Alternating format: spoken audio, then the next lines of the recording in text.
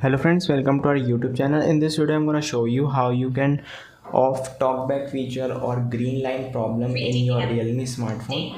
If you see there is a problem in this opening or this, how you can fix this problem. If you have to open your mobile phone, then you have to swipe up by two fingers like this, you can see, and then you have to do tap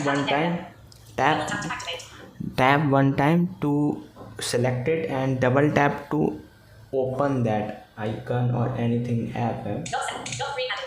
Press this, then you have to simply swipe down like this, then one time double tap to open setting, then swipe down like this, then go to additional settings, then you have to accessibility, and friends, vision option.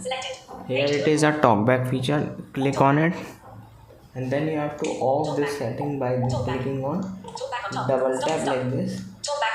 And friends, you can see the talkback is off and you can use mobile in normal ways like this, you can see.